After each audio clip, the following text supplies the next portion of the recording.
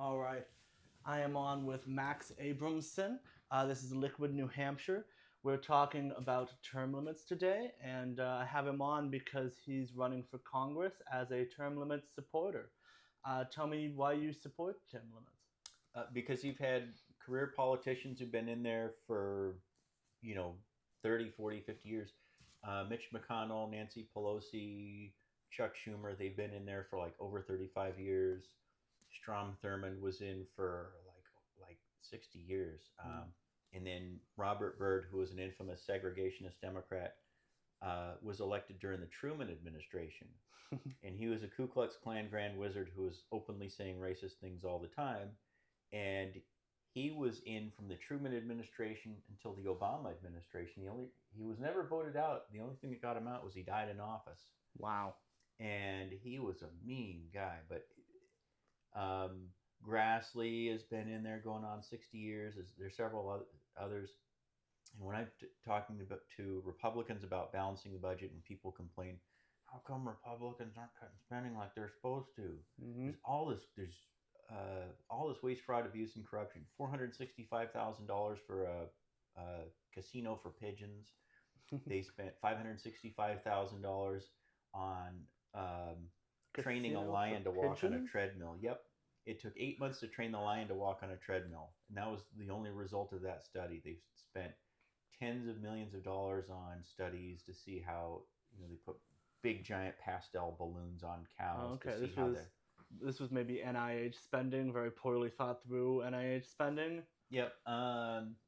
So this is when libertarians and Greens were getting together. We were talking about all the unbelievable. So there's the obvious stuff like trillions and trillions of dollars in corporate bailouts. Mm. The airlines have been bailed out like twice in the last 25 years. Cash for clunkers, Mhm. but mainly like wars overseas, mass incarceration, putting innocent people in prison. Right. So you have literally like 99% of Americans support policies like if somebody's wrongly convicted, somebody should look into that Mm-hmm. and get them out of there.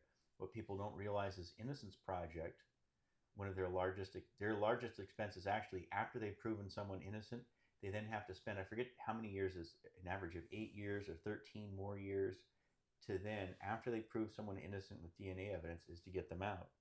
Okay. So prosecutors, I had a bill in that would have made it illegal for prosecutors to go after people where they know them to be innocent. Okay. I got two Republicans to vote for that bill. All the other Republicans and Democrats voted against it. That was on House Criminal Justice. Wow. Now, most of those politicians on House Criminal Justice, this is in Concord at the legislative level, Mm-hmm. they've been in there for 10, 20, 30 years. Laura Pentalakos has been in there for over 40 years. Um, and she's considered the dean of the House. So we had a Democrat who was tired of getting leaned on and told how to vote. Democrats vote the way they're told 97% of the time in the state house, but Mm-hmm. actually, if you look at it, there's it's like 12 or 15 um, independents who run as Democrats, Okay. and they're not voting the way they're told. When you look at the rest of them are voting the way they're told 99% of the time. Mm-hmm. State Senate, 99% of the time. Congress, 99.5% of the time. So the guy I'm running against, the Democrat I'm running against, admitted that he only voted against Nancy Pelosi like 6 times. Right. But that's out of over 900 votes. So he's voting the way he's told like almost like 99.4% of the time or something like Right. that. And that's common in Congress. And that's And not it's natural either, right? I mean, like most Americans don't agree right. 99.99% of the time. So I had other liberty Republicans where you would think, we have virtually the same philosophy. We're only voting together 88, 89, 90% of the time. Mm-hmm. So if I'm voting with another liberty Republican, part of my group, Mm-hmm. 89% of the time or so, then that's the most that you should ever see in politics. But if they're voting the way they're told 99.9%, 99 point, and Maggie Hassan has voted the Mm-hmm. way she's told 100% of the time. Really? Yeah, her first term at least, there was not a single vote. Maybe it was the first 4 years or the first 5 years. They looked at her voting record. Never once, not one single time. 1,000 votes 1,000 times. She voted the way she was told every single time. And when you say told, is that the House Speaker or just the Democratic Yeah, so bottom it's like line, so to speak? Chuck Schumer on the Democrat and the Senate side, Democrat Senate, Nancy Pelosi on the House side, but it's actually really the party leaders really are the ones behind the scenes. We don't know the names. Even the Republican Party has like, their 15 billionaire oligarchs, but it's kind of strange because the Republicans will frequently vote against like the Koch brothers or who else is there? Sheldon Adelson, Peter Thiel. Oh yeah. So you have all these. So Republicans have like 15 billionaire oligarchs. Democrats have 16, depending on whether or not you counted Jeffrey Epstein. Right. Like he's had like close to $1 billion. They've got like Soros maybe. Michael Bloomberg was caught on that makes sense. audio telling New York City police officers what we've been saying for years, that these gun control laws, they're aiming them at blacks and Latinos, and he specifically ordered them to do that. And we've had cops come up every single year to session in New Hampshire, and they say they're being told to target people of color for these racist gun control laws. Yeah. And it's like they're telling us, and it's like most of your rank and file Republicans are listening to that, and it's kind of shocking. Another statistic: 88% of people serving time behind bars for nonviolent drug offenses, Black, Latino, or American Indian. So we've known that it's how probably the most overtly racist policy ever. Right. So they just had some officials come out from Lyndon Johnson administration and the Nixon administration, and they both basically said, yeah, the war on drugs is about putting black people in prison. Yeah. And that's all it is. And it's like Malcolm X first, and then right before he was killed, and then Martin Luther King Jr. right before he was killed, Prince right before he died of mysterious causes, Michael Jackson right before he died of mysterious causes. A lot of people say this doctor did it. It's a whole bunch of civil rights leaders, and it was just like they weren't kids, but they were like in their 50s, 50s, 60s, not old enough to just keel over. And they're giving a speech on like, here's how the system really works, and it's the so-called white liberal. And I didn't realize what that was till I started talking with friends in the Green Party, and they were like, yeah, those guys are backstabbers, those guys are horrible, you don't want anything to do with them. They're always like, oh yeah, peace, the environment, blah blah blah blah blah, but they're crony capitalists, and they're always bombing George Carlin used to say, why are we always bombing the shit out of brown people? And so it was like, I already knew that we had Republicans like Nixon, we had Republicans like Bush, the Bush cartel, who were just like, constantly bombing the shit out of brown people, like everywhere, like all over the world. And it's like when you start kind of putting things together, it's like the political establishment here, they're rounding up brown people and putting them in prison for nothing. Kamala Harris is notorious, and so is Biden. They spent their whole political careers rounding up brown people on nonviolent marijuana and gun offenses. And it's like, we really should have listened to Malcolm X, because the media was like, this guy's a radical black nationalist, separatist, or something like that. But then when you actually listen to Malcolm X's speeches, it's like you start to understand that he was like way ahead of the curve. He was like 50 years ahead of everybody. And now it's like we have the internet, and people have online forums and can share information and charts and facts and details and discuss things. And it's like, he was right. Because the awareness of the corruption is out there. So do you think term limits could solve a lot of that corruption? It gives us a shot, because out of 525 members of Congress, there are 360 who never get voted out ever, no matter what. Yeah. Because they can outraise their primary opponent. We've got state primary on Tuesday. By factor of 10, and they can outraise like Pappas has raised more money than all of his other primary and Republican opponents combined by far. He's raised like over $3 million. Where's the money come from? K Street comes from Hollywood. It comes from Nevada. It comes from overseas. It comes from New York. Right. Um, and um, Pappas has been in there long enough that he could like go for like leadership positions, and then he'd really be under their thumb. Mm-hmm. I think that Jean Shaheen probably realizes she's too old to keep at it. But I think that Hassan's going to try to go for like leadership, and so Hassan, Harris, some of these others, they just vote the way the party officials tell them. They don't care. They don't care what the consequences are for the rest of us. And Princeton did a study on Congress, and they found that if something has no public support, Mm-hmm. it has no impact. If something has 99% or even 100% public support, has no impact. Mm-hmm. But yet, if you're the political insiders and donors and mega donors and whatnot, politicians, lobbyists, if they want something, they've got a 60% chance of getting it passed. Yeah, And it if was, they don't want it, it was the there's no top chance. 10%, I believe, was the way Yeah, they phrased it in income brackets. Yeah, but I think that I have plenty of friends who are in the top 10%, and they don't feel like they have any say at all. I think you could probably narrow it down to like less than 1/10 of 1% have any say, and the rest of us have no say. Okay. So, in terms of that corruption getting into the system, it's through lobbyists mostly? It's everyone who runs for office knows that it's about money. Mm-hmm. In my primary, the number one reason that I hear people saying, "I want to vote for you. I totally with you. Constitutional rights, Mm-hmm. you know, my Civil Rights Act, Civil Rights Bill, Civil Rights Act of 2019. People agree with that. People agree with what I'm trying to do. What was your But Civil they're Rights like, Act? oh, that was basically the Bloomberg law. So when you have Bloomberg and these other guys telling the cops to target people of color.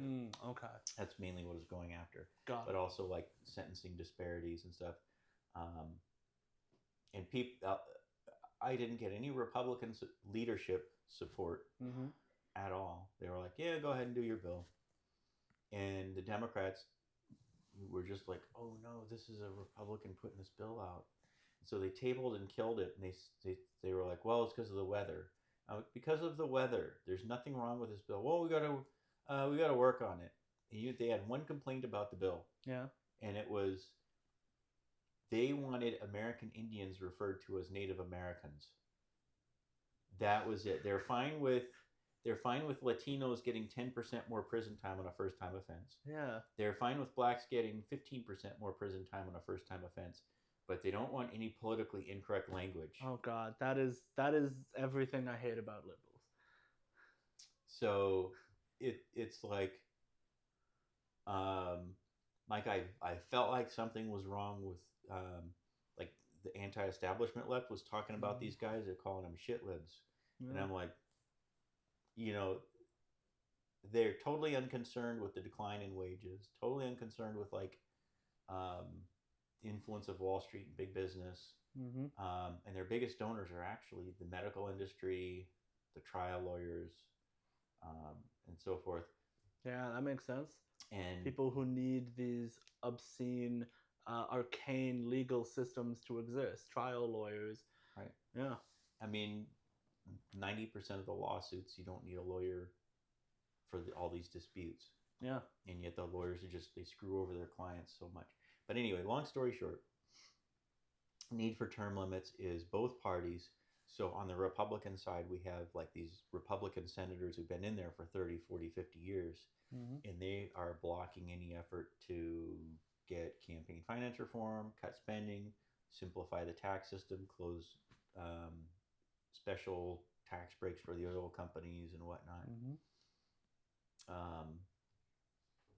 But it's amazing to me how much money influences politics, and politicians who know that they could literally go out in the street and stab a guy and still get reelected. They're still totally in the pockets of these K Street lobbyists. Yeah. So we need term limits would at least give us a shot. It wouldn't guarantee political reform, but it would give us as voters a chance to hold politicians accountable when they trample on your rights. You're trying to get net neutrality, trying to get GMO labeling, which 91% of Americans support. And by the way, it's a mandate that doesn't cost anything. Right. The lobbyists for the other side admitted that it doesn't cost them anything. To just they hit this button or they can hit this button, and they can GMO label. It sounds like it's just labeling. That's pretty. Right. They don't want consumers knowing what they're getting into. Yeah. There's millions and millions of issues that come up, and it's like we have no say in it. Mm-hmm. So you can disagree on paid sick leave. Mm-hmm. I voted for paid sick leave. 91%, and this was before coronavirus lockdowns. Mm-hmm. 91% of Americans support paid sick leave. So there it is. Right. Even if you show people the price, it's still like what it would cost. It's still like 70 or 80% of people would still support it. Yeah. But then it never happens. Mm-hmm. The housing crisis. I've introduced legislation to try to get housing done. Mm-hmm. Increase the supply of small houses and tiny houses. And there was maybe one bill, and all that was to allow building codes to be applied to tiny homes. That was it. Okay. So that tiny homes could be built in towns that had zoning or something like that. Yeah. I had a bill on mixed use housing. I had another one allowing tiny homes and small homes on small parcels, Mm-hmm. and trying best practices, allowing best practices for towns, which the voters could override it if they didn't agree with the state policy. Mm-hmm. If you ever run for office as a Republican, it's kind of the golden handcuffs. You have to respect the will of local voters. Mm-hmm. So it's kind of like the local control rule is like a foundational thing. Okay. For Republicans. So it's like if that gets in the way of solving a problem, you can't solve the problem. Right. Okay. But anything, and that's been the case since probably Eisenhower. It's just always been Republican Party's been a local control type of party, which has its good sides, but it also has its bad sides. Mm-hmm. So if you're trying to fix the housing crisis, if local control gets in the way, you're not going to fix the housing crisis. Yeah. But that's another reason why we need term limits, so that the voters can say, maybe they agree with the Republicans on most issues, but here's one where we have the housing shortage and we need state legislation to deal with this. Mm-hmm. Mm-hmm. And that allows you to boot out those incumbents. Yep. And then if they really, really want to, state reps can go run for state Senate. U.S. senators could go run for U.S. House, but they would be starting all over again. So there's still competition. And when they say, oh, but you're going to get rid of all this institutional inertia, Mm-hmm. institutional knowledge is the excuse that they always use. Right. And I think that's a load of BS. Yeah.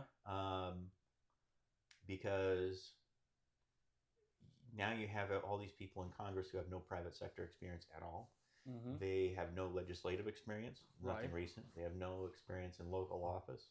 Mm-hmm. Living under the mandates that Congress is coming up with, pushing all these unfunded mandates down on schools and towns. Yeah. So they have really no concept of what automotive shop owners are having to deal with.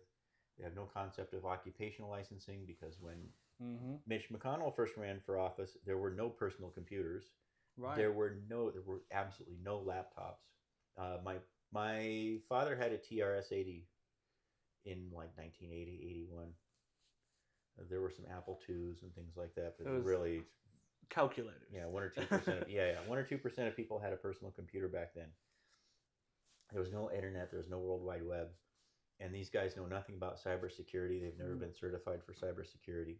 That was No one one of in the things Congress. I was going to ask you, was after the most recent debate between Trump and Biden, I think a lot of Americans are thinking, oh God, are these her choices? They're both, even just because of age alone. What do you think the relationship is between term limits and the fact that our politicians are so old?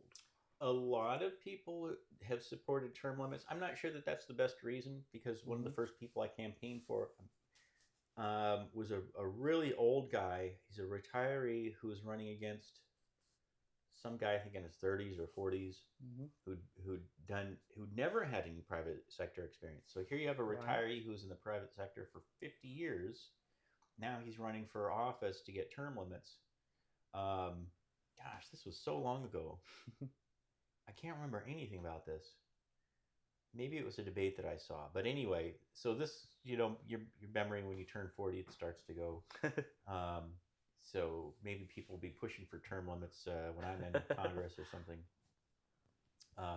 in a few years. But yeah, people saw Biden just falling down over and over again, unable to complete a sentence, unable to complete an idea. So they attributed that to age. And I talked to some of the Trump supporters, and they were like, "Yeah, he's off by about 10%." And I'm thinking, okay, he's off by 10% now. In 4 years, at the end of his term, he's going to be off by 20%. So this is not going to. It's going to be kind of like Reagan at the end of his term, where it's like, this isn't something you put on a debate stage. Right. Reagan, he has the famous "I won't make an issue of age" joke from 1984, but actually he wasn't doing that well in the '84 debate. Okay. I watched that debate one time, and Reagan didn't do as well as Mondale did. Mondale was in his 50s, late 50s at the time. So people can support term limits for whatever reason they want. My reason is we're not going to change anything unless we get this done first. It's kind of the first thing that has to get done. I actually really liked that answer because, a lot of people right now, when they're talking about term limits, they're making it sound almost as though automatically what you're going to get is younger candidates rather than older candidates. And you gave a good example of a man who is a bit older running, and what he has on the incumbent in that case wasn't youth. It was experience in the private sector, you said. It's 50 years of private experience versus a career politician. Again, not to make this about my one race, but Pappas has looked at his career, and other than run a cash register at his family's pizza place, he's done absolutely nothing but college and political campaigns and elective office. And I cannot find anything else in he has no private sector experience to bring into Congress. So maybe then it doesn't matter that he's just voting the way he's told, because there's no thinking, there's no thought process, there's no experience behind that anyway. Right. But there are Republicans who are the same thing. Who am I thinking? Ironically, Ted Cruz. I don't know if you count law practice. He's a he's very intelligent. He lawyer, was raised in think tanks. I know that about Ted Cruz. He was raised doing debates with the Foundation for Economic Education. Like from a young age, he was taught by these think tank organizations about his worldview. So he really comes from this think tank bubble. So I like Ted Cruz. I think that he probably would have done well as president, but the presidency is term limited for 2 terms. Right. It has been since the 1950s. It has been since Truman. But Ted Cruz, his total sum of private sector experience as a lawyer, he probably had some other job here and there. He's a very intelligent guy.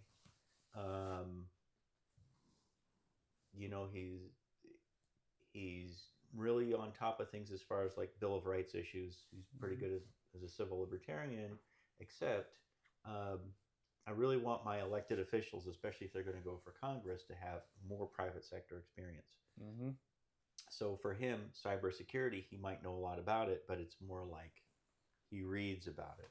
Right. Rather than we have no one in Congress. We have tons of millionaires and multimillionaires. We have tons of career politicians and lawyers in Congress and our state legislatures. I don't think we have one single cybersecurity expert. I don't think that we have one person who has experience in computer language design, operating systems, net neutrality. They hear like the bird's eye view of it, and they have no idea what net neutrality is or why it's so important. That, by the way, is a big Pirate Party initiatives getting net neutrality. I co-sponsored a net neutrality bill that simply would have said that the state of New Hampshire will only buy internet service from net neutral companies.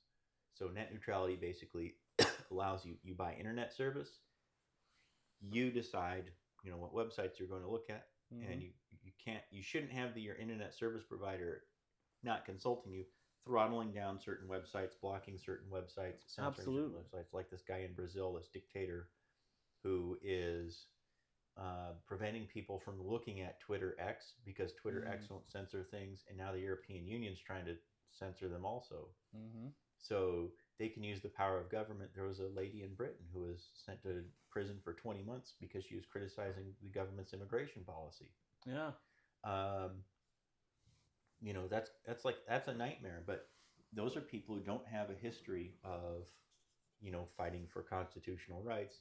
They just kind of they protest for rights instead of, literally taking up bayonets and having a whole history of, we all have family members who fought and died to end slavery, fought and died to gain independence. We fought in 2 world wars. For us, fighting in world wars was about preventing specifically Nazism, communism, fascism, and trampling civil liberties from, happening in this country.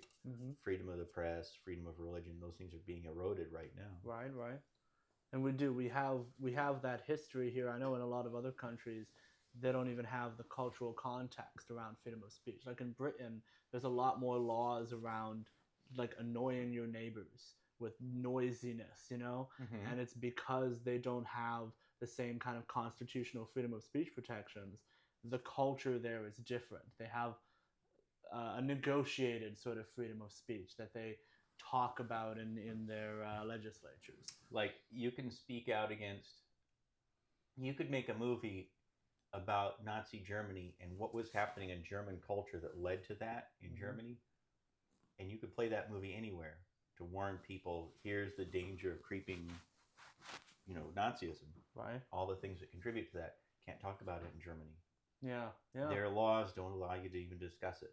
Right. So now it's like Germany is now starting to lapse right back into what they were before. It is. I've been hearing about that. They're trying to move in that direction. Their love of order and their fear of, I guess, chaos or something is tending them to just follow right back into the same old footsteps.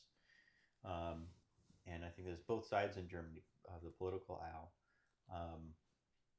Their far right and far left are becoming more and more like resembling the Nazis, instead of championing individual liberty.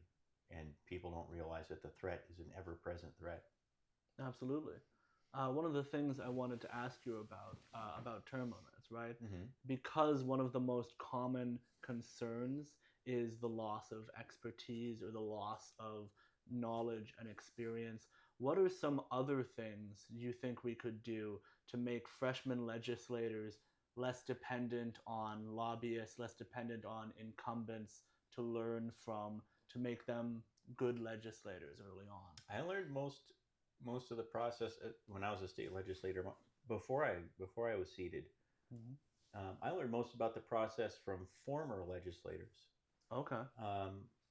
As legislators, we only make $100 a year. There's no pension. There shouldn't be any pensions. I'm the only congressional candidate saying I will not take the congressional pension. Okay. And Pappas and Ann Custer and Jean Shaheen, they're all grandfathered in where they get this. They voted themselves this lucrative congressional pension that they can live off for the rest of their lives, never have to work. But my question then is, why do we have people in Congress? They won't stay in as citizen lobbyists, which I do for free as a private citizen. I did that before I ran for legislature. Okay. So I did that work for free.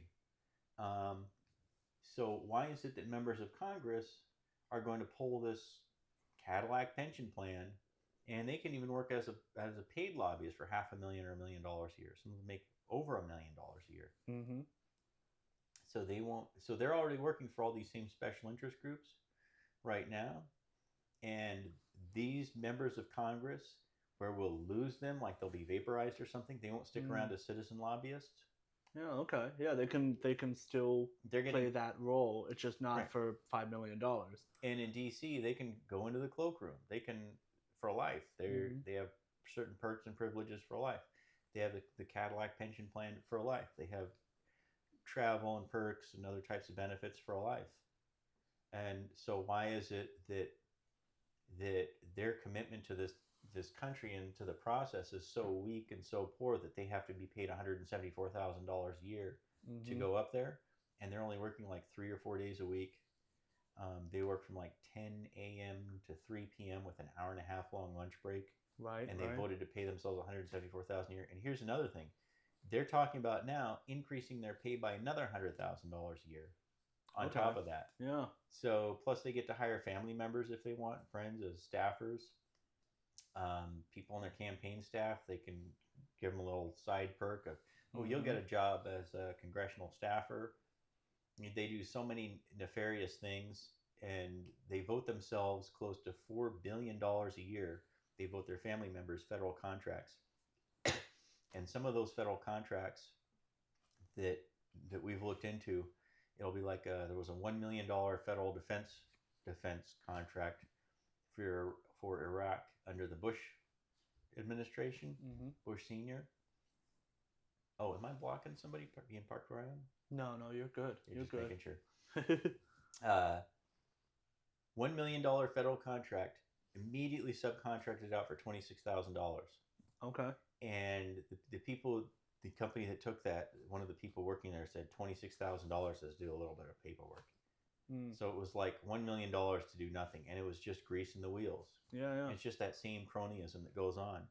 And the Europeans were like, well, why don't you guys get free healthcare and free this, that, and the other thing, and free college and free all these things? And it's like, we get promised those things, but we're not dumb enough to think that we'll ever get it because politicians are spending $2 million to put an outhouse up on the side of a mountain that can only be reached by helicopter.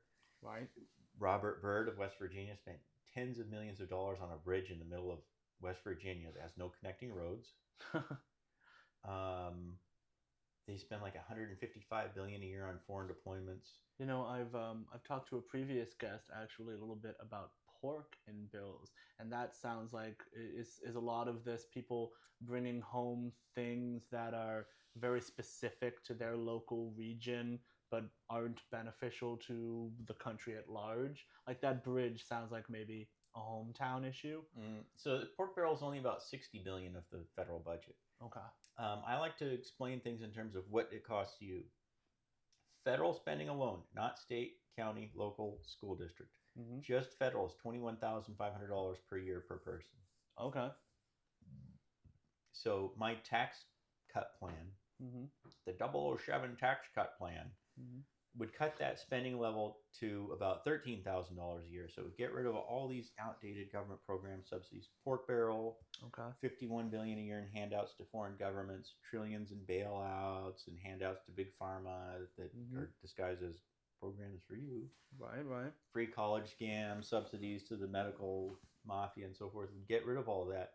And instead, you'd pay no income tax. Okay. Not on wages.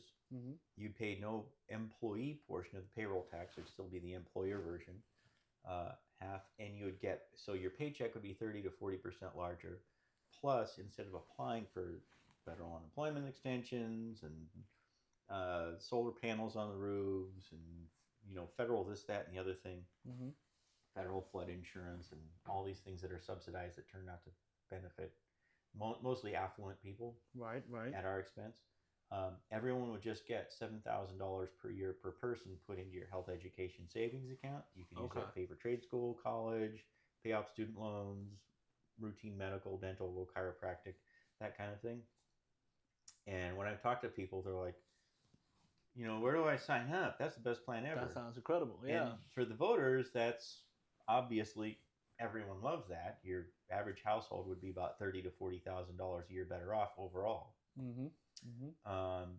Elderly couple living by themselves, they'd still have their Social Security, Medicare, pension, savings, and so forth. But they would get, that elderly couple would get an extra $1,200 a month. So now they're going from $1,300 and something a month Social Security to $2,500 and something a month. Yeah. So that would be, a much better deal than what they've got right now. Plus, they'd still have Medicare Part A and Part B and so on. disabled person living by themselves is now getting like $700 and some a month. Now they would be getting $1,300 and some a month plus Yeah. Medicare. So a lot of people are surprised when you break it down in dollar terms for them. Right. You could be, dramatically better off with a system that's designed to benefit the average American, but without term limits getting passed, it's hard to do something like that. It's hard to. People want secure borders. You can't have secure borders until we get term limits enacted. People want to overhaul the tax system. You can't do that until we get term limits enacted. People want a balanced budget. That can't happen until we get term limits. And it's not just the Democrats. It's these Republican senators who've been in there for 30, 40, 50 years. And we can't get rid of them. We can't vote them out. We can't do anything. Yeah, this is an issue where I've noticed that the lines on this issue are not the usual lines, because I've noticed that people on the right, even Marjorie Taylor Greene, for example, term limit supporter.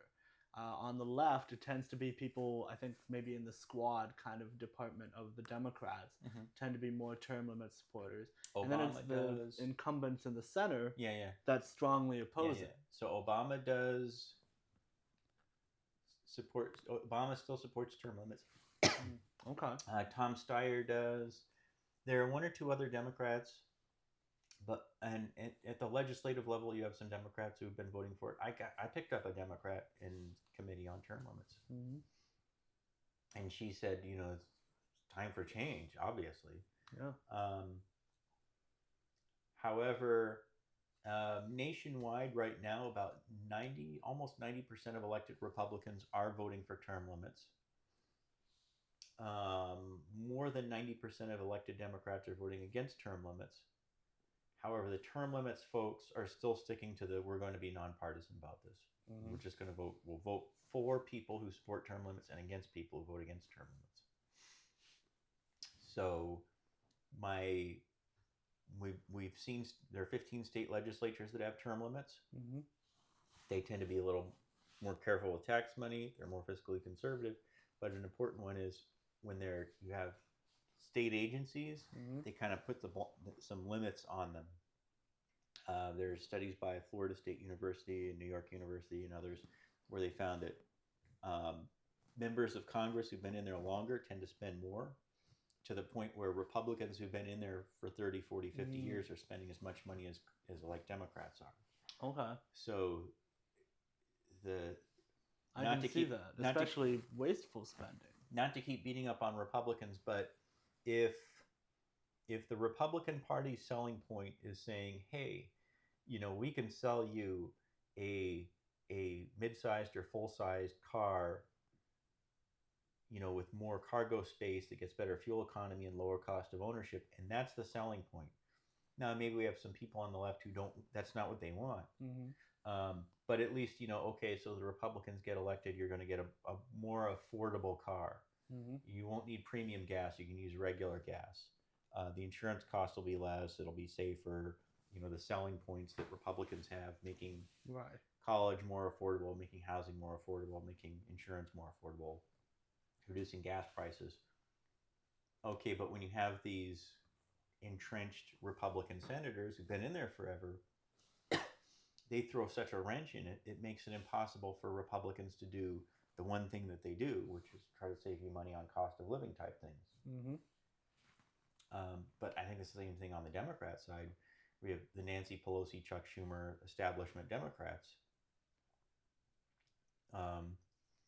The one thing that Democrats are supposed to do, give people a bunch of programs and free benefits and stuff. They don't actually do it.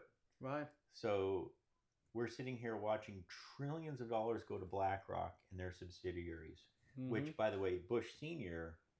appointed the president of BlackRock to manage that. Where do you think all the trillions of dollars went? Right. And this isn't like, so Biden and Harris had like that $62 billion, was it $42 billion internet service boondoggle. No one got internet service for it. They spent like $25 billion for, those recharge stations for electric vehicles. Nobody got anything. Um, more wars overseas. They're expanding the wars, and they're killing people. They're dropping white phosphorus on little kids. Right. And so they're spending all this money, and then people. It's another issue that kind of falls along the same lines, that the status quo people are all pro-war pretty much, regardless of party. And when you start to step outside the status quo, it seems like wherever you are on the political spectrum, there's more people who are anti-war. Bernie Sanders and Ron Paul. Ron Paul on the right, Bernie Sanders on the left. They both supported audit the Fed. They both support a peaceful foreign policy. They both support ending the war on drugs. Dennis Kucinich, Tulsi Gabbard, and some of the other anti-establishment left, they have nowhere to go politically. They're great candidates. They buck the trend. They don't vote the way the party leaders tell them. And yet, they get stabbed in the back instead of helped out. I got no support whatsoever. Actually, no, I did get support. The New Hampshire GOP sent me a check for $100 one time. That was it. Wow. But then there's this out-of-state Sununu PAC that spent like over $6,000 on negative mailers. I've had probably $30,000+ in negative advertising spent on me on mailers, radio ads, social media ads. None of these groups ever send me a dime. What they do is they just attack and attack and attack. And they know what kind of scare tactics to use, the October surprise, the last minute mailers. And this is how these people with money, all these people went to Epstein's Island, whatever they were doing on Epstein's Island. These are the people, Harvey Weinstein was like the Clintons' largest single donor, has given like $500,000 a year, not per cycle, but per year, rounding up campaign contributions. Organized crime is still big into politics, especially in the Northeast. And that's Democrats and rhinos. So it's not just, it's not just Lyndon Johnson and Bill Clinton and stuff. It's like, I see people getting into Twitter disputes where like a Republican will be like, this Democrat was on Epstein Island. And the Democrat will be like, this Republican was on Epstein Island. And I'm out here from a distance going, yes, they both were. So how can people be blinded? Like, when the Bushes got us into both Persian Gulf Wars and Nixon kept us in Vietnam for 5 years when there was no public support left for the war. They're just as responsible as like John F. Kennedy and Lyndon Johnson getting us into Vietnam. Just as responsible as Obama, who spent 8 years bombing all these other countries. Absolutely. If you go back and look at the actual track record, Democrats and rhinos, Rockefeller Republicans, Rockefeller Democrats, have dragged us into every major war ever. Yeah. I think there's some dispute on like the Mexican-American War, but basically, you go all the way back to like probably the 1840s. So it's almost 200 years now. Democrats and rhinos. So it's the same kind of big government politicians always saying, oh yeah, right after the election, you'll get taken care of. You'll get what's coming to you. Right. And what we get is more war, more jail, more taxes, more devaluation of the currency, more taking away our civil liberties, more taking away our privacy, more taking away our due process rights.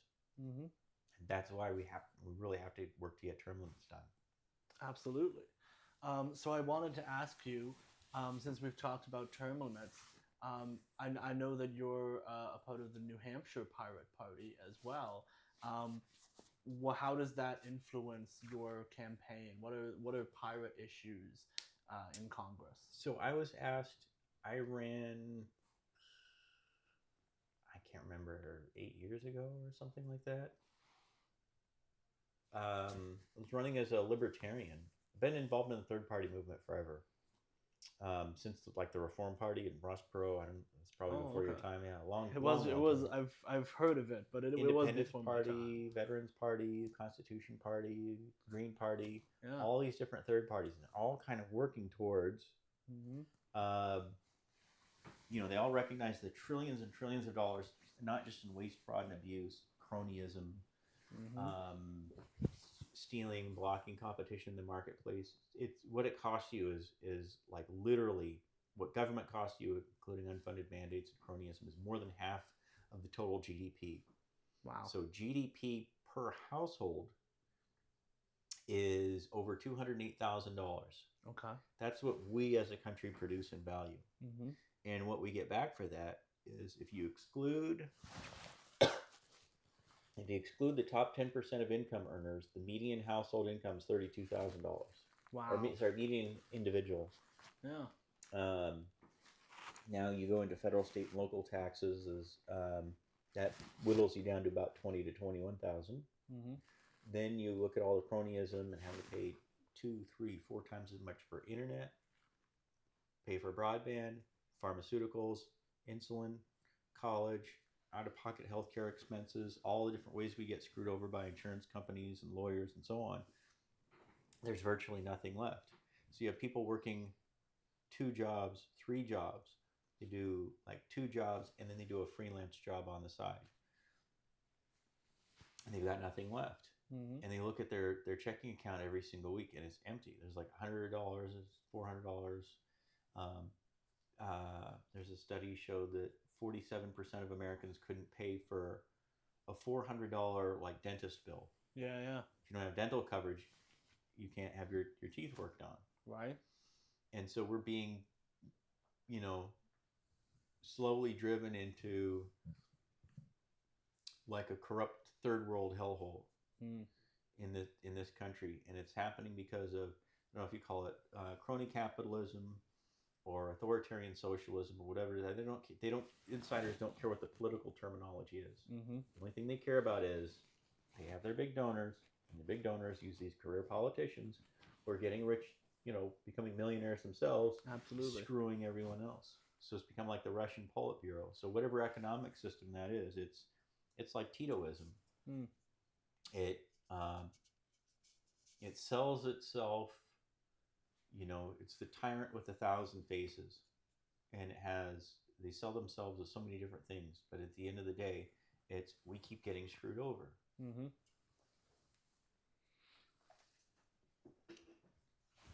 And personally, I think that's the real reason that Trump got elected, is he was getting, he was talking about stuff that nobody talked about. He was talking about how we're getting betrayed all the time by the political insiders, and he had no problem trashing Republicans. Mm-hmm. Mm-hmm. Absolutely. Republicans, Democrats, even the Reform Party. Everyone was like open to getting, exposed for the stuff that they're doing. Yeah. And I think that even though I don't like his kind of, I don't know what the terminology is, loud, kind of in your face, brash. He gave a lot of these Republicans a kind of kick in the seat that they really needed. Mm-hmm. And some of the neocons just said, we're not going to go with that. Dick Cheney is now supporting Harris because she's part of the whole war machine. She's going to do what she's told. So there's some people I talk to, when they talk about what they dislike about Donald Trump, I can't relate to it at all. Because what they talk about is either corruption scandals or they just talk about being loud, right? They don't talk about policy. And they also, one of the things I think they're missing is exactly what you just said, is he got elected for a reason. There was stuff that was going on that was bad before him. You know what I mean? Well, and there's another thing. I hate upsetting Trump supporters because I know that their heart's generally in the right place. But he basically went on the national debate stage and admitted he was buying and bribing Northeastern Democrats left and right. And the Northeastern Democrats are really corrupt because of just decades of organized crime, mafia involvement, especially New York City and New York, New Jersey, Massachusetts. Whitey Bulger. You had like the 5 families in New York. But also places like Chicago, Kansas City, San Francisco, LA. Really, really corrupt prosecutors, really corrupt judges, really corrupt police departments. In some places, you have really corrupt. You have literally street gangs and organized crime running the state legislature, running like the city hall, city machine. And it's like, you can vote however you want, but it doesn't make any difference because they stuff in ballot boxes. Right. Chicago was notorious for voter fraud for decades. Um, and it was like right in front of people's faces. And so everybody in Chicago was showing up and voting Republican for a long time, knowing full well that the Chicago Democrat Party was so controlled by the mob, Okay. and they were just constantly going to cemeteries and writing down names and casting phony ballots and absentee ballots and stuff like that. And it was like, it was really in your face. And finally, I think that Rostenkowski, who was from Chicago, was just obviously corrupt, and he just said so many arrogant things that like he didn't care about anyone. Mm-hmm. And he finally got voted out, and people were like, there's no way those guys would get voted out. Rostenkowski ran as a Democrat. He had backing from the mafia and everything. And ironically, a lot of these former mob guys who cleaned up their act, gotten out of the mafia, they're taught, like Michael Francis, Joe Panisi, Sammy the Bull Gravano, a bunch of guys who have their own podcast, and they're talking about how life was in the life, how it really was, because the movies are not really super accurate. And they're talking about how they were bribing politicians left and right. Yeah. So they mostly bought off Democrats, but they were literally like naming names. Like one of them was Nixon. They controlled. They didn't care about party. They would bribe whichever. Yeah. So it just happened to be that they were able to find more Democrats who would play ball. And that's why these northeastern Democrat state parties have so much money. And it's the real reason why the establishment Democrats dominate the northeastern politics. Okay. It really has nothing to do with, social liberals, but you have social liberals all over the country. Yeah. And it's just the money, the clout. They can run unlimited TV ads and focus the spotlight on like some stupid divisive social issue that has nothing to do with anything. But why politics is so corrupt is, probably 50 to 60% of the voters showing up, when we talk to them, they're like, I don't know who any of these people are. Yeah. I don't know what's going on. Right. Or they're super duper emotional. And I had people who were supporting, Bush and Cheney and so forth. They're supporting Clinton, and they knew that they were corrupt, but they were like, well, that's the party. The party's nominated them, and they ended up supporting them anyway. One thing I know from when I would go door to door for a little bit is I'm following tons of politicians on Facebook right now here in New Hampshire on both parties, right? And one thing they all do that I think is hilarious when they're on the campaign trail, Democrats and Republicans alike, they'll go door to door, and they go door to door with a little thing that tells people what their issues are, right? And anyone who doesn't immediately slam the door in their face, they hand that to them right away. The person looks at that, and then they start talking about those issues to them. And then they come back and they post on their social media, wow, I've really been hearing a lot today about the issues on the piece of paper I handed these people. And I've been hearing a lot about this particular. Republicans will say, man, I've been hearing a lot about the border on the campaign trail. And the Democrats will say, man, I've been hearing a lot about abortion rights on the campaign trail. And I'm like, don't you think there's a little bit of self-selection happening there, you guys, with what you're hearing on the campaign trail? Yeah, and then immigration is those two issues. Immigration is so easy to solve.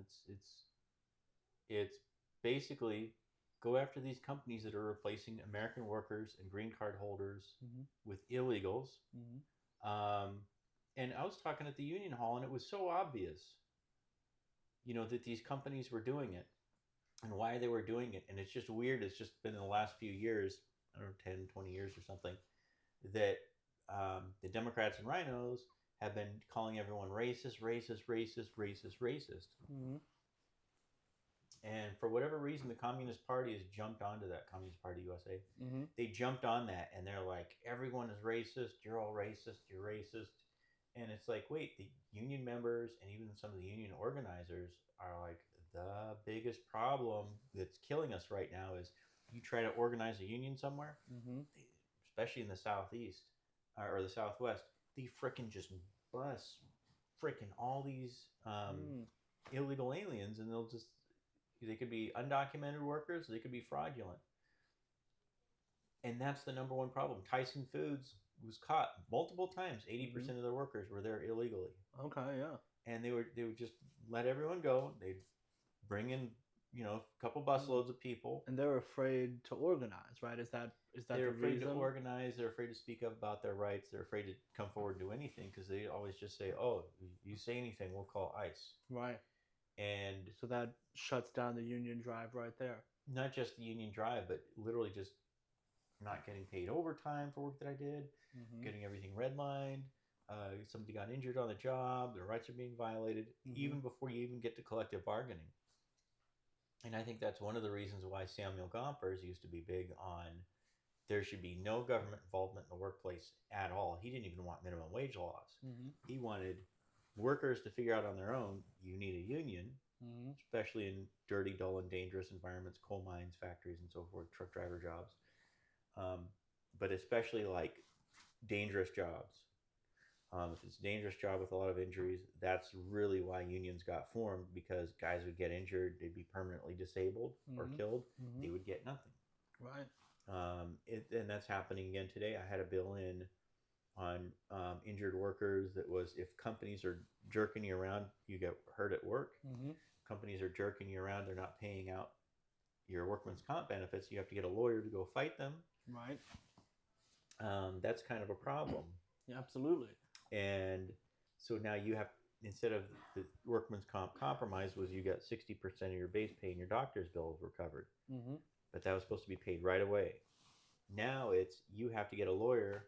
The lawyer gets 20%, and all your late fees and late bills and overdraft fees and damage to your credit rating, that's all on you. And so now you have workers who are not recovered. They can't fully recover. They have to go back into the workplace and they get re-injured. And now it's on another employer. And so it's like, this is the main thing that's like driving up workman's comp costs. And we took on workman's comp laws in the legislature, aside from that bill. And by the way, not a single Democrat or Republican on the Labor Committee voted for the bill. Oh, wow. So that's kind of typical. Yeah. I have, since you mentioned it with the having to go through a lawyer, I actually have a book that's very unique. It's written by a British prime minister or a barrister, I think it was actually. I forget. But he wrote a book called Against the Law. The guy's name is David Renton. And the book is all about how in Britain, since the decline of the labor movement, they've started to embrace lawyers as the only way to get anything done. They have housing tribunals, and then the government responded by passing more laws too. Without the labor movement, the government started to pass increasingly specific housing protections, which then had to go through arcane, bureaucratic legal systems that could only be navigated by lawyers. And his argument in the book is basically, if we had a stronger labor movement, there would actually be less law, less lawyers, etc. But not just trade unions, consumer unions, renters unions, and so on and so forth. There are lots of different types of consumer unions and whatnot. Absolutely. Then you don't have to pay some guy $100,000+ a year. And I think that the reason that establishment Democrats are screwing over the blue collar types on the Democrat side is they have lawyers, they have bureaucrats, they have political insiders and hacks who've gone to Harvard and Yale and business school and so forth. And some of them are running the unions nowadays. But they don't want the union dealing with things. They want to have somebody who gets paid over $100,000 a year to literally do nothing, and to see how lazy some of the lawyers are, see how unresponsive some of the government bureaucrats are. Why do we have to go to lawyers and bureaucrats and politicians for everything? And then you always get the same answer: you're screwed. Whereas when we were able to do things, we organized consumer unions, we organized renters unions, we in co-ops and things like that. We did that. We organized mutual aid societies. Right. We did that ourselves, and we were able to solve the problems then. because no one anywhere has ever expected the political class to do anything except for probably like college Democrats and stuff. Yeah. Everybody else really, we have to do it on our own. We're the people. Mm-hmm. Believe it or not, the Black Panthers was actually originally organized as providing human services for people in the black community Mm-hmm. because they weren't getting anything from anyone. Right. Yeah. The breakfast program and so on. And doctors, black doctors, and so Mm-hmm. forth. And it was the real reason back in the obviously there's the Civil War and ending slavery. But in the 1920s, teens, 20s, 30s, the reason that most black folks still voted Republican, and not just business owners, was that segregationist Democrats. So there were like 13 or 14 different Black Wall Streets. It wasn't just Tulsa that they burned down. Mm-hmm. After they burned down Tulsa, they killed over 300 people in the riots. It was more like a massacre than riots. Mm-hmm. They regulated and licensed pretty much all of those Black Wall Streets out of business. Yeah. So they were up and coming, and they were very, very successful. And a statistic that you'll never hear from either party, and you'll never hear it from the media, is black households where they remain married. Graduation rates are just as high.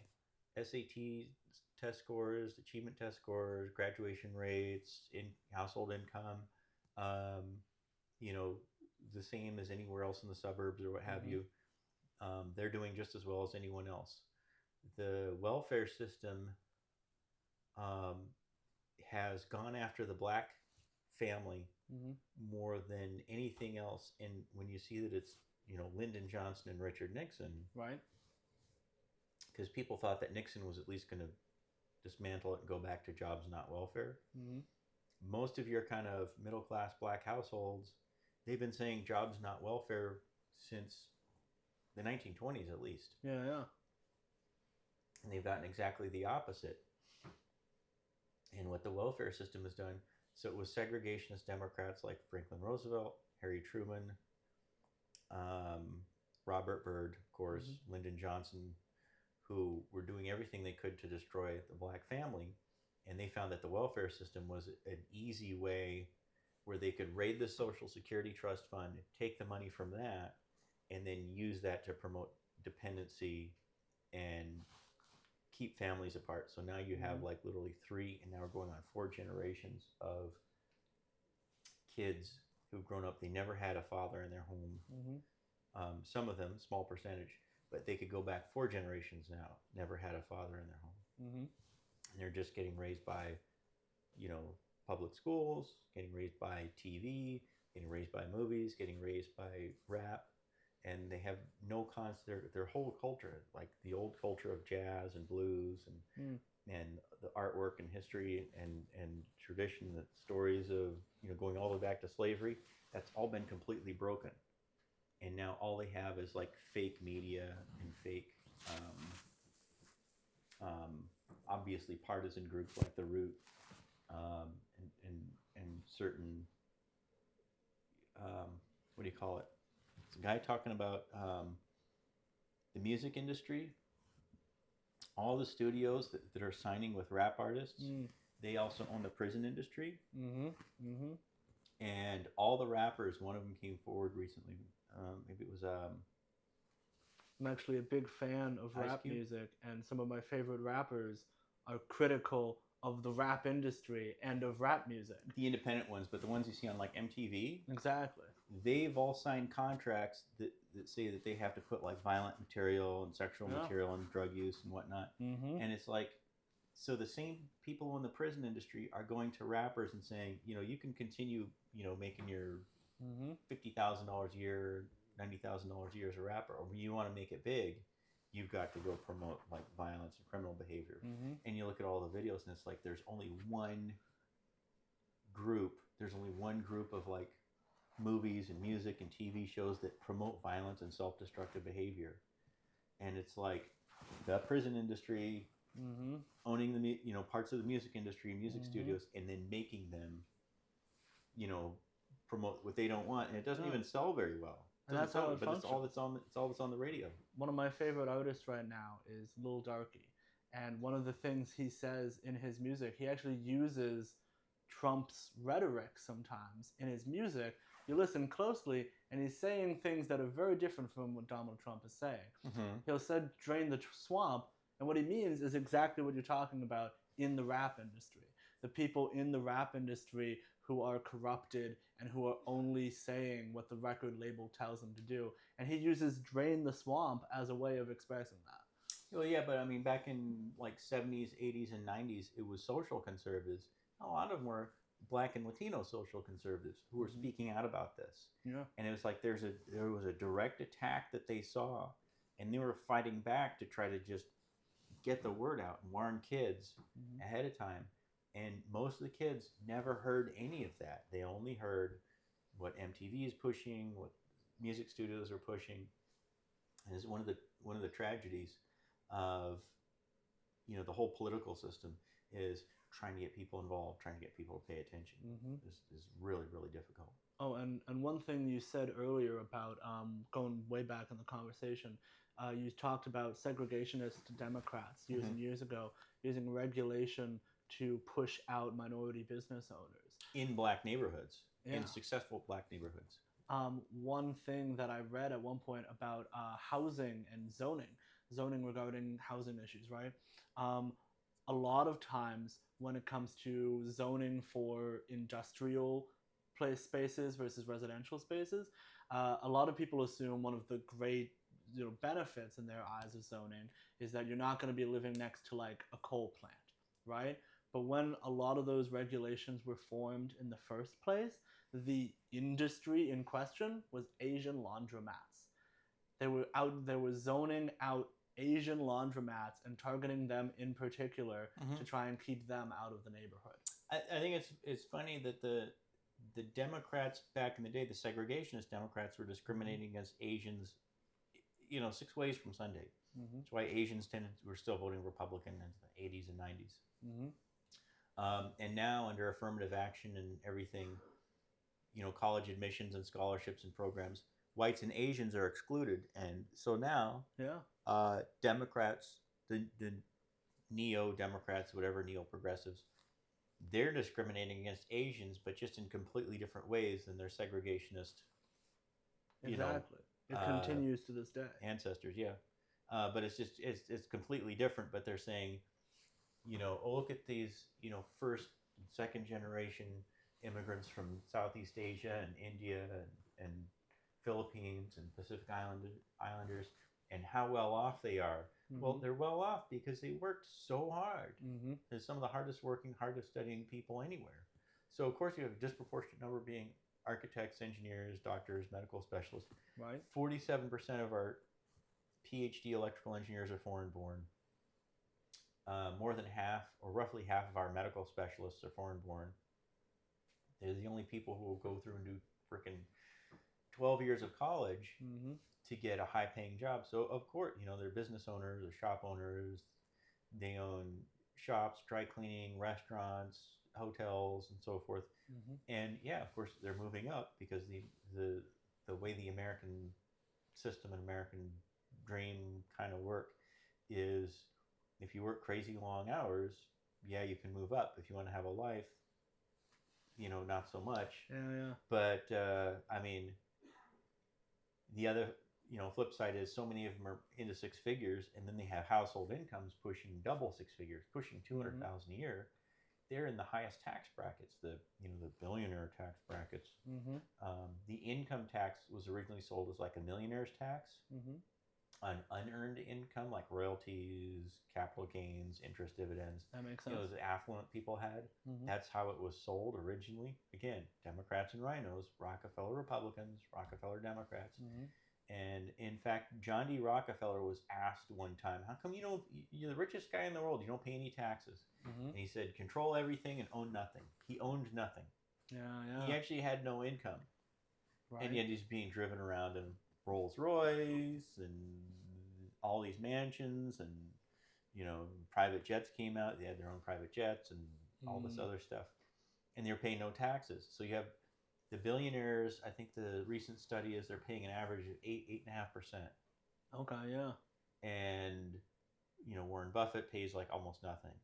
And Mark Cuban and I'm told Donald Trump, of Amazon course. pays negative. I'm told Amazon Yeah, a lot is of some billionaires. sort of a tax, hand back that they receive, and they receive 0%. So they're actually more like -1%. Yeah.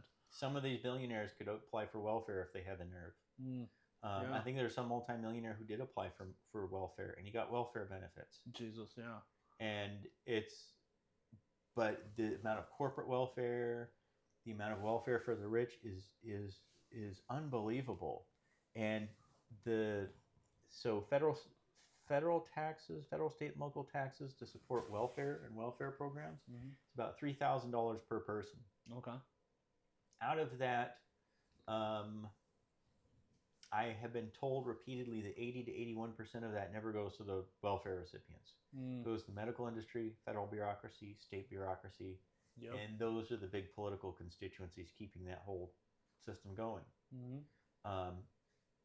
And again, another reason why, if you want UBI, or if you want a better social safety net, or if you wanted what the 5 Nordic countries did, they scrapped that old welfare system back in the early 1970s because they saw all that stuff happening under social democracy. They scrapped it all, and they switched over to a system that's not income-based at all. And the reason that they're able to keep affluent people in countries with 56 to 70% top marginal rates is they never get disqualified from getting the benefits back. Okay. So somebody is a millionaire living in Norway or Iceland or Denmark. They're paying a lot in taxes. They're paying more than half their earnings in taxes. But at the same time, you're getting the free college, you're getting the health care, you're getting paid family leave, paid medical leave, paid sick leave. You're getting all of these benefits. The only way that could happen is they basically took their social democrats, their version of the Democrat Party, they kicked them to the curb, and they used third parties like reform parties to totally wipe the slate clean and start all over. So actually, when you look at the Nordic countries,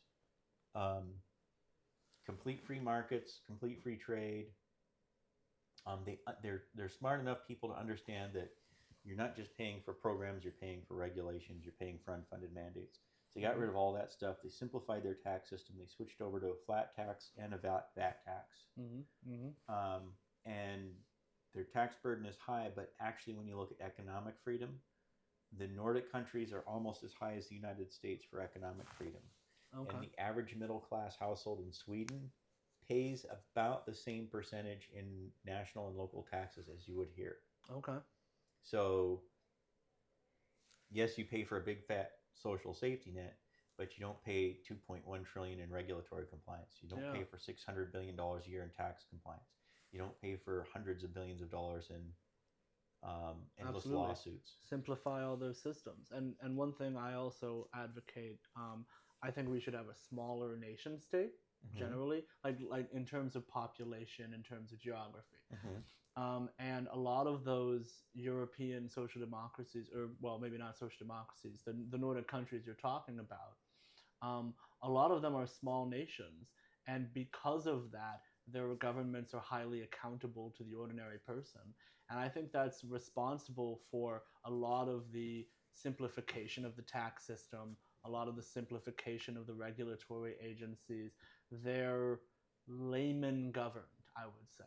And I think that's part of the Iceland appeal. has like 50,000 people. Some of those countries have like 1 or 2 million. I think maybe it's Norway or something. Finland has like 3 million or something. Exactly. It's not that many people. It's much smaller than China, India, the United States. But if you decentralized, so you would think that it's a little tiny rural population all spread out. You would think that they would have the hardest time providing services. Right. But they're more pragmatic about it. So the total cost of ownership, total cost of government in many social democracies, if they stick with the free market, like what I call social liberalism, stick with free markets, don't waste time with victimless crimes and getting into your personal life, they're able to get it all done for not really more than what we're paying. Yeah. So we're paying social democracy taxes and we're getting none of the benefits. So now we have to go out and buy medical insurance. Now we have to go out and buy dental. Now we have to go out and set more money aside for our own social security benefits, for our own retirement benefits. Everyone has to get a 401k or you're going to retire dirt poor. You're living in a poorhouse, assisted living or something. There's so many elderly people in public housing, on Medicaid, on benefits, on county services, on the county nursing home, and they need assistance for everything because healthcare is so heavily regulated, licensed, regulation, red tape. We've gone from paying 5% of GDP for healthcare to 19%. So the Nordic countries will say, we have this. This is what we have for healthcare dollars. How can we spend these healthcare dollars to maximize health and quality of life? Right. And then if you want, don't need to. One thing that I've seen in studies where they look at voter rationality, one of the things that they choose to use as an example of voter irrationality is that voters typically want lower taxes and higher social spending. And they call that a contradiction, and they call the voters irrational. But I would say, well, no, that's what everyone wants. They want more bang for your buck. They want smarter spending. They want the government to do a good job with the tax dollars. People want a reliable BMW. Yeah. So you know what the Japanese did? They came up with the Lexus and Acura, and those cars they don't handle anywhere near as my BMW does. I have an M3. It's the best driving car ever. Oh, its cost of ownership part replacement is expensive on those BMWs, though. Everything's expensive on those. Yeah. But or the Toyota Camry Solara. It's pretty close to a Lexus, but it's only a little bit more expensive than a Camry. So it's like a Camry with tons of premium packages, better seats and whatnot. So if you want a luxury car that doesn't cost very much, you get the Toyota Camry Solara. And Honda has similar ones. Mazda, all the Mazdas, they have their near luxury version. Mazda 3 has like a $33,000 car that looks like a $60,000 Mercedes. Interior is just gorgeous, and the handling is amazing. The engine's amazing. You're choosing the right metaphor. I used to deliver auto parts. So, I mean, if you're smart about the compromises, you can kind of do everything. I'm a big believer in getting everything down to the local level.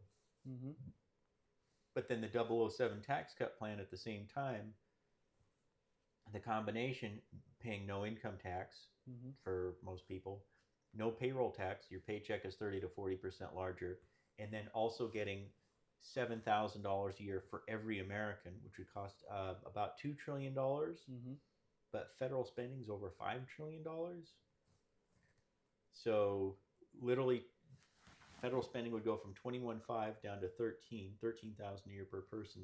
Right. And then most of that savings, the $7,000, would go into your health education savings account. You would handle it. Absolutely. So you don't have a bureaucracy handling it. You don't have to go to unemployment office and the welfare office and the IRS and all these other agencies to try to get some of your money back. There are 150 federal regulatory agencies that 2016 had cranked out 185,000 pages of federal regulations. Absolutely killing small business. Especially shop owners, loggers, farmers, ranchers were, hit, fishermen hit really, really hard with some of these unfunded mandates and regulations. You get rid of all that stuff, then the small business community comes back, they grow, 70% of new jobs are created by small business. You get rid of a lot of the liability, lawsuits, the unfunded mandates, and that grows the economy. You cut spending, you cut taxes. Eisenhower in 1954 signed the largest middle class tax cut in American history. You never hear about it because, those top 1%ers, they didn't get anything. Yep. The super wealthy, they didn't get anything. So there's no ideological debate there. Yeah. And yet absolutely everyone agrees.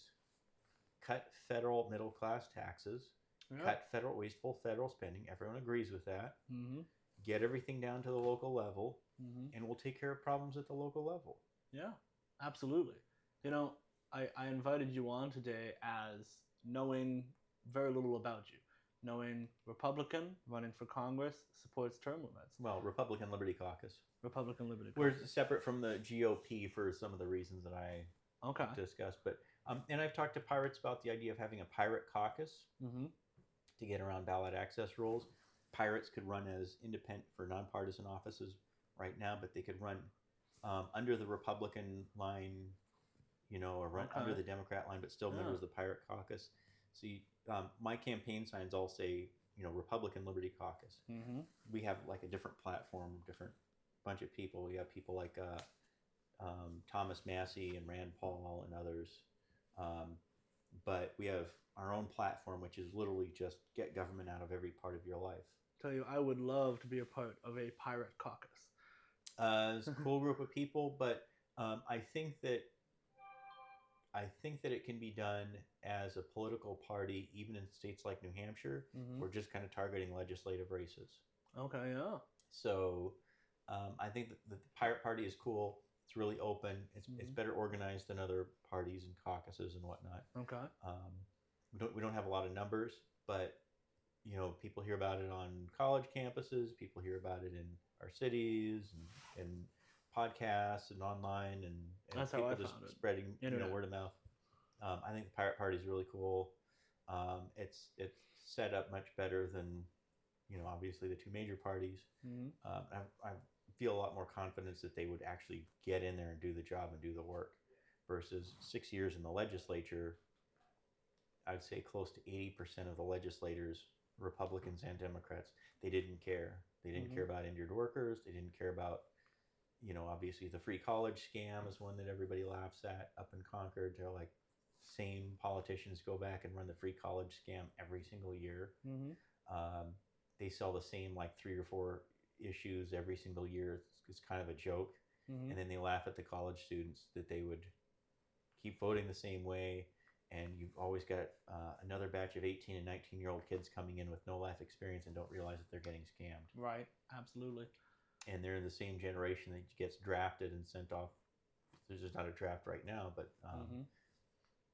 with the declining recruitment, some of the problems in the military, they're now talking about expanding the draft to include women, and also reactivating the draft to send 18, 19, 20-year-old kids off to go fight in all these, overseas wars, regime change wars, and wars to just get oil or drive up the price of oil. So,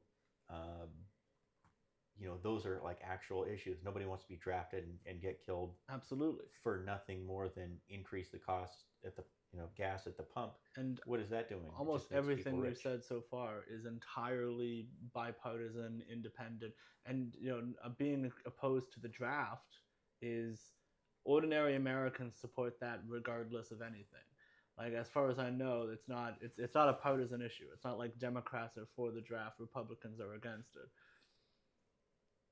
Yeah, I mean, there are a few like casinos across party lines, gambling crosses party lines.